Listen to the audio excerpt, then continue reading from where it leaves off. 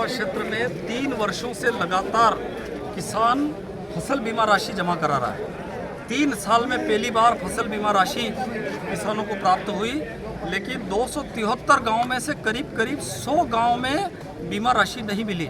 किसान को एक फूटी कोड़ी बीमा राशि के नाम पर नहीं मिली।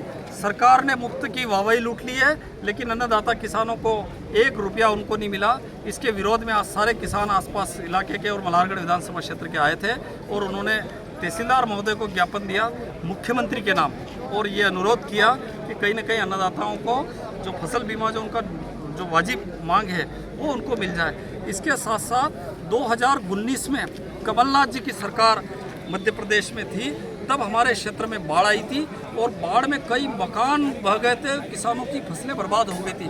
उस समय करोड़ों रुपये कमलनाथ जी ने यहाँ डाले थे, लेकिन सरकार बदल गई और यहाँ जो तहसील के कर्मचारियों ने, कुछ लोगों ने वो पैसा ऐसा कैसे निकाल के उनके खुद के खाते में डलवा लिया। 4.5 करोड़ के लगभग वो पैसा था।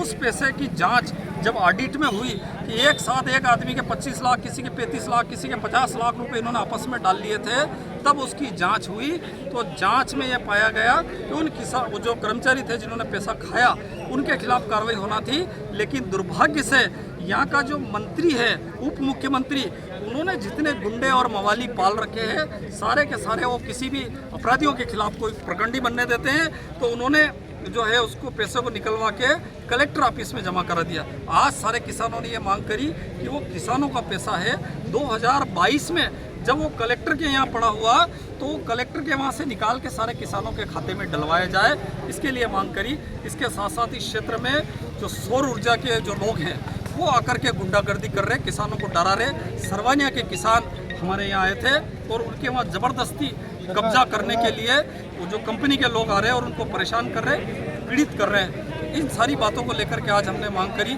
एक भूमाफिया है, उसने जो गरीबों की जो ज़मीन है वो उनके पट्टे निरस्त करवा दिए, जो दिग्विजय सिंह जी के शासनकाल में उनको मिले थे, वो निरस्त करा के वहाँ पे कॉलोनियाँ काट दी। मतलब यहाँ का जो उप मुख्यमंत्री है, उसके जो इर्द गिर्द लोग हैं, उनके साथ जो फोटो छपते हैं, वो लोग किसानों की ज़मीन हड़प कर रहे, किसी के वहाँ जो हड़प करके कॉलोनियाँ काट रहे, किसी के साथ कुछ कर रहे। कोई सुनवाई नहीं हो रही है। पुलिस के पास लोग जाते हैं, उल्टा फरियादी के ऊपर 151 की धारा बना देते हैं, यहाँ तहसील में लाते हैं और तहसीलदार सीधा जेल भेज देते हैं। इस तरीके का घटनाक्रम यहाँ लगातार हो रहा है। उन सारी बातों के लिए करा, अगर काम नहीं होता है तो उसके लिए फिर बड़ा आंदोलन करेंगे। ठीक।